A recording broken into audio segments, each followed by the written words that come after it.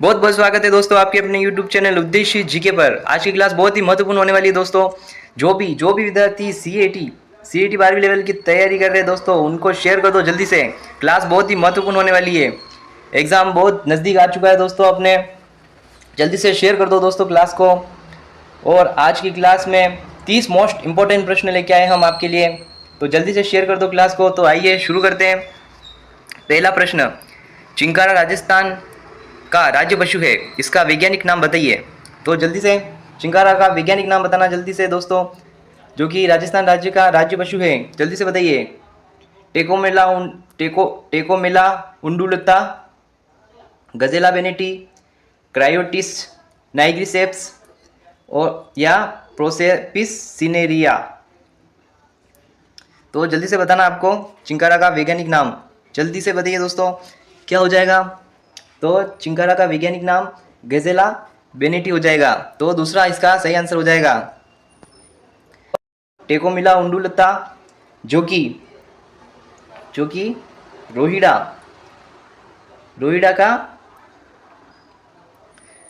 का वैज्ञानिक नाम है दोस्तों। रोहिड़ा जो राजस्थान का राजस्थान राज्य का राज्य पुष्प है। तो ये भी आपको याद रखना है दोस्तों। और क्रायोटिस नाइग्रेसेप्स हो जाएगा अपने गोडावन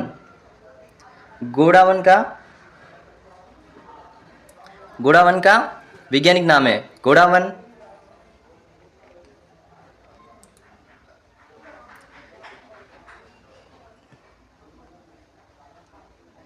गोडावन जो कि राजस्थान का राज्य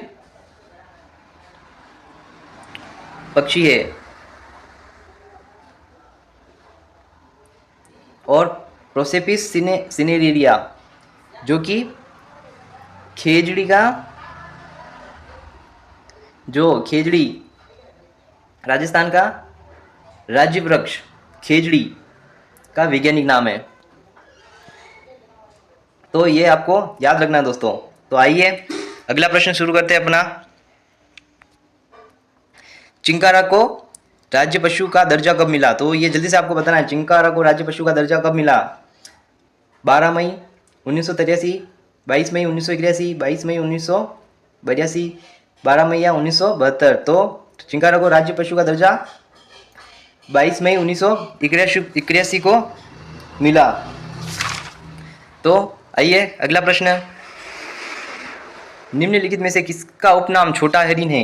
तो जल्दी से आपको ये बताना है, किसका उपनाम छोटा हरिन है दोस्तों। गोडावन का, चिंकारा का, बाघ का या लकड़बग्गा का। तो ये आपको जल्दी से बता देना है दोस्तों।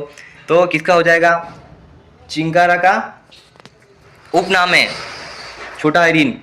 तो दूसरा इसका सही हो जाएगा। चौथा प्रश्न, निम्नलिखित में से किसे स्थानीय भाषा में सोन चिड़ी व शर्मिला पक्षी कहा जाता है। जल्दी से बताना है दोस्तों, सोन चिड़ी व शर्मिला पक्षी कहा जाता है स्थानीय भाषा में। गोडावन, गोरैया, शुतुरमुर्ग या मोर। तो गोडावन को राजस्थान में स्थानीय भाषा में सोन चिड़ी व शर्मिला पक्षी कहा जाता है। तो पहला ही इसका सही आंसर हो जाएगा। गोडावन को राज्य पक्षी का दर्जा कब मिला। तो ये जल्दी से आपको बता देना है दोस्तों, गोडावन को राज्य पक्षी का दर्जा कब मिला है। 22 मई 1981, 23 मई 1981, 21 मई 1981 या 24 मई 1981। तो गोडावन को राज्य पक्षी का दर्जा कब मिला, 21 मई 1981 को हो जाएगा। तो तीसरा इसका सही आंसर हो जाएगा। और इसका वैज्ञानिक नाम अभी बताया था दोस्तों आपको, क्या हो जाएगा,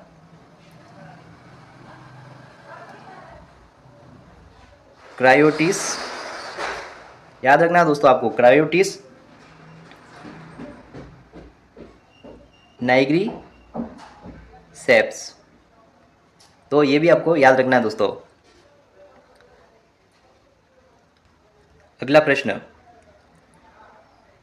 निम्नलिखित में से असत्य कथन का चयन करना है। तो असत्य कथन का चयन करना दोस्तों। राजस्थान के प्रतीक चिन्ह दे रखे हैं नीचे, तो असत्य कथन कौन सा हो जाएगा, चलिए देखते हैं। रोहिड़ा को राजस्थान का सागवान तथा मरुशोभा कहा जाता है।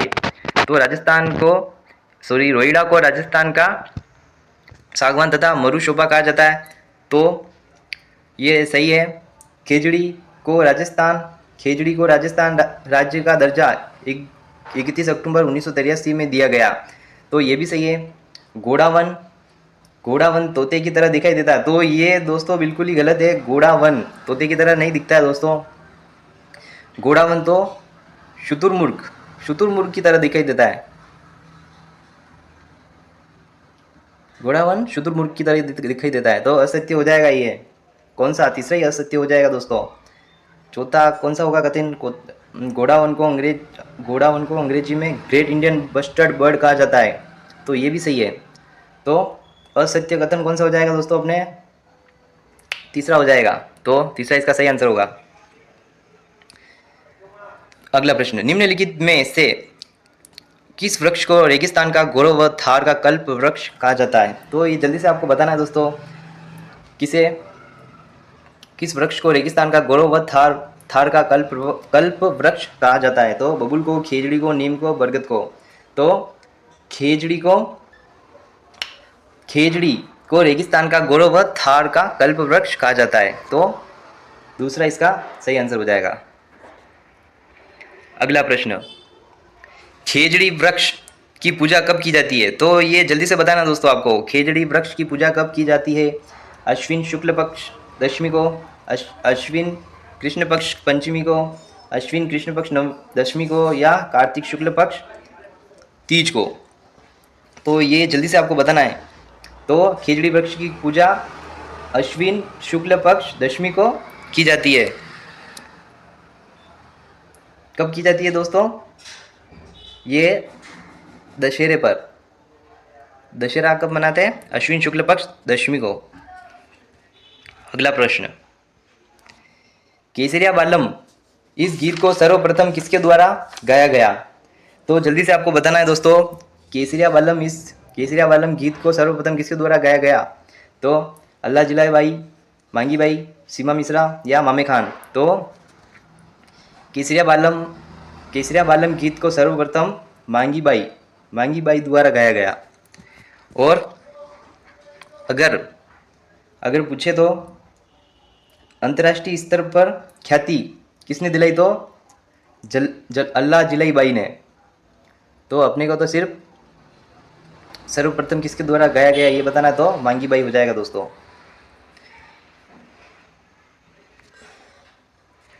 अगला प्रश्न,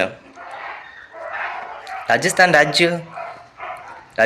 राज्य का राज्य खेल बास्केटबॉल है, इसमें खिलाड़ियों की कुल संख्या कितनी होती है। तो हमें बताना है कि बास्केटबॉल में कुल खिलाड़ियों की कितनी संख्या होती है दोस्तों, 7, 5, 4 या 6। तो कितनी होती है, बास्केटबॉल में खिलाड़ियों की संख्या 5 होती है, तो दूसरा सही आंसर हो जाएगा। अगला प्रश्न, राजस्थान के राज्य कवि का नाम बताइए। तो जल्दी से बताइए दोस्तों, राजस्थान के राज्य कवि का नाम बताना है अपने को। मुहनोत नैणसी, सूर्यमल मिश्रण, अल्लाह जिलाबाई, या इनमें से कोई नहीं। तो राजस्थान के राज्य कवि सूर्यमल मिश्रण हो जाएंगे दोस्तों, तो दूसरा इसका सही आंसर हो जाएगा। अगला प्रश्न, राजस्थान का राज्य वाद्य यंत्र कौन सा है। तो जल्दी से बताइए दोस्तों, राजस्थान का राज्य वाद्य यंत्र कौन सा है दोस्तों। अलगोजा, शहनाई, भूपंग, या बांसुरी। तो कौन सा हो जाएगा दोस्तों, अलगोजा राजस्थान का राज्य वाद्य यंत्र है। अगला प्रश्न, राजस्थान में ऊँटों को लाने का श्रेय किसे है। तो ये जल्दी से बताइए दोस्तों, राजस्थान में ऊँटों को लाने का श्रेय किसे है, गोगा जी, पाबू जी, रामदेव जी, या तेजा जी। तो राजस्थान में ऊँटों को लाने का श्रेय पाबू जी को है, तो दूसरा इसका सही आंसर हो जाएगा।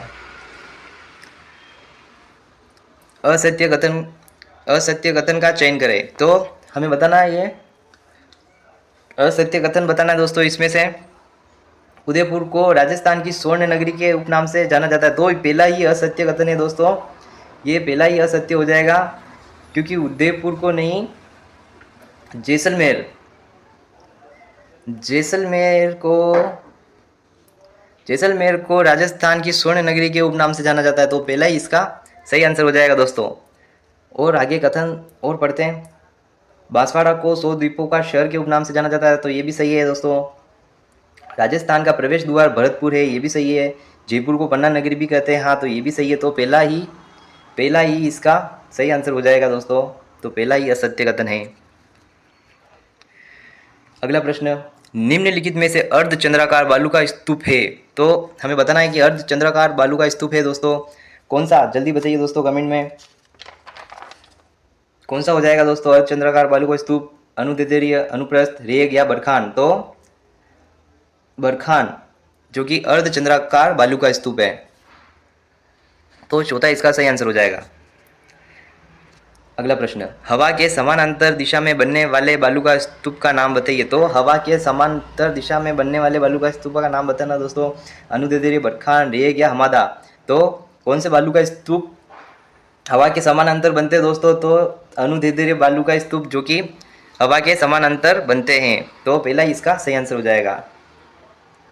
अगला प्रश्न है, किसने अकाल व सूखे की समस्या को प्राकृतिक रोग की संज्ञा दी। तो किसने अकाल व सूखे की समस्या को प्राकृतिक रोग की संज्ञा दी दोस्तों? जॉर्ज थॉमस ने, कोपे ने, कर्नल जेम्स टोड ने, या इनमें से कोई नहीं? तो कर्नल जेम्स टोड ने अकाल व सूखे की समस्या को प्राकृतिक रोग की संज्ञा दी थी। तो तीसरा इसका सही आंसर हो जाएगा। अगला प्रश्न, बोराट का पठार स्थित है। तो ये जल्दी से बताना है दोस्तों आपको, बोराट का पठार बताना है दोस्तों। सिरोही व उदयपुर, उदयपुर व राजसमंद व भीलवाड़ा, उदयपुर या सलूम्बर। तो बोराट का पठार उदयपुर व राजसमंद में स्थित है। उदयपुर व राजसमंद में स्थित है। उदयपुर के उत्तर पश्चिम में गोगुंदा व कुंभलगढ़ के मध्य, गोगुंदा व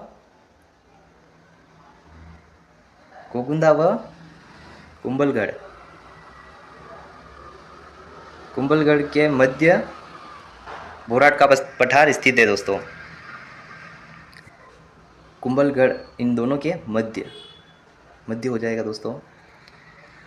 तो आइए अगला प्रश्न देखते हैं।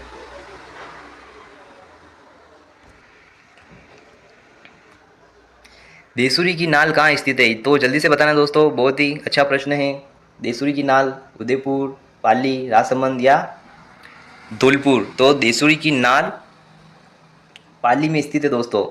देसूरी की नाल पाली में स्थित है, ये आपको याद रखना है, जो कि मेवाड़ को मारवाड़ से जोड़ती है। तो ये आपको याद रखना है। अगला प्रश्न, निम्नलिखित में से कौन सी मध्य अरावली की चोटी नहीं है? तो ये अपन को बताना दोस्तों, जल्दी से कमेंट में बता दीजिए दोस्तों, कौन सी मध्य अरावली की चोटी नहीं है? गोरमजी, तारागढ़, नाग पहाड़ या रघुनाथगढ़। तो कौन सी नहीं है दोस्तों? तो गोरमजी है, तारागढ़ है, नागपहाड़ है, ये तीनों ही मध्य अरावली की चोटियाँ हो जाएगी दोस्तों। मध्य अरावली की चोटियाँ हो जाएगी ये।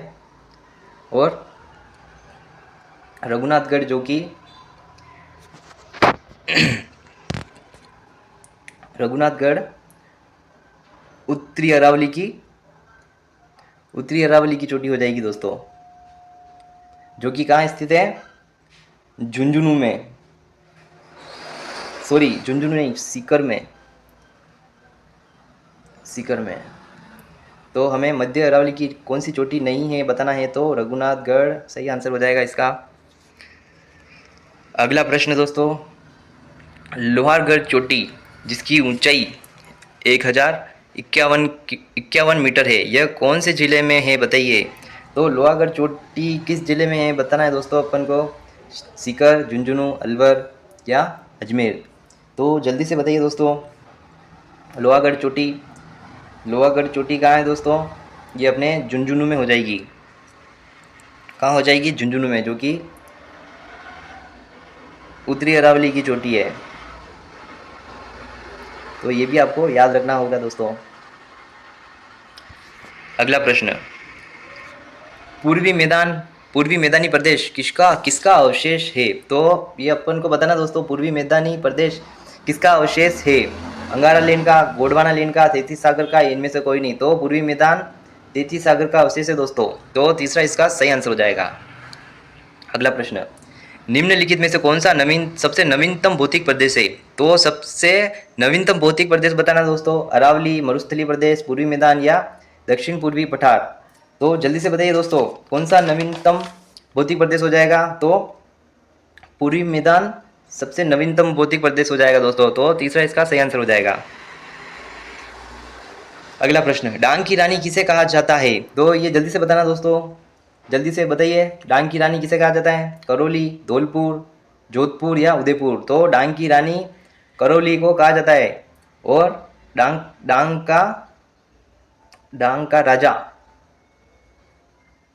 का राजा जो कि धौलपुर हो जाएगा। अगला प्रश्न,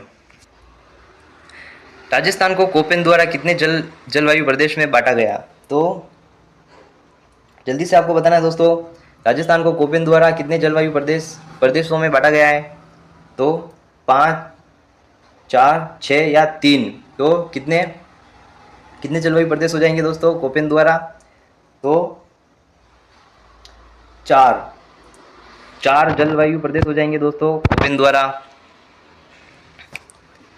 आइए अगला प्रश्न, विश्व ओजोन दिवस कब मनाया जाता है? तो ये जल्दी से बताना दोस्तों आपको, विश्व ओजोन दिवस कब मनाया जाता है? 13 सितंबर, 16 सितंबर, 17 सितंबर या 18 सितंबर। तो विश्व ओजोन दिवस 16 सितंबर को मनाया जाता है। तो दूसरा इसका सही आंसर हो जाएगा।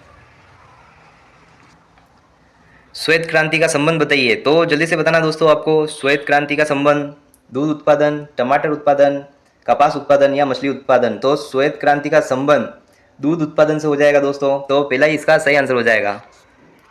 अगला प्रश्न, राजस्थान में सर्वाधिक सिंचाई होती है। तो राजस्थान में सर्वाधिक सिंचाई होती है तो किनके द्वारा होती है? कुओं व नलकूपों से, तालाब व झीलों से, नदियों व नहरों से या इनमें से कोई नहीं। तो राजस्थान में सर्वाधिक सिंचाई कुओं व नलकूपों द्वारा होती है दोस्तों। तो पहला ही इसका सही आंसर हो जाएगा। अगला प्रश्न, राजस्थान में सर्वाधिक कृषि वाला जिला है। तो सर्वाधिक कृषि वाला जिला बताना दोस्तों राजस्थान का, राजसमंद, बाड़मेर, उदयपुर या चित्तौड़गढ़। तो जल्दी से आपको बताना है दोस्तों, कौन सा हो जाएगा सर्वाधिक कृषि वाला क्षेत्रफल? तो बाड़मेर हो जाएगा दोस्तों, दूसरा इसका सही आंसर हो जाएगा। और अगर न्यूनतम पूछे तो राजसमंद हो जाएगा। अगर न्यूनतम पूछे तो राजसमंद हो जाएगा। तो सर्वाधिक बताना है अपने को कृषि क्षेत्रफल वाला जिला, तो अपने बाड़मेर हो जाएगा। तो दूसरा इसका सही हो जाएगा आंसर। अगला प्रश्न, कुओं से सर्वाधिक सिंचाई कहाँ होती है? तो ये बताना है आपको जल्दी से दोस्तों कमेंट में, कुओं से सर्वाधिक सिंचाई कहाँ होती है? उदयपुर, जयपुर, श्री गंगानगर या जोधपुर। तो जल्दी से बताइए दोस्तों, कुओं से सर्वाधिक सिंचाई कहाँ होती है?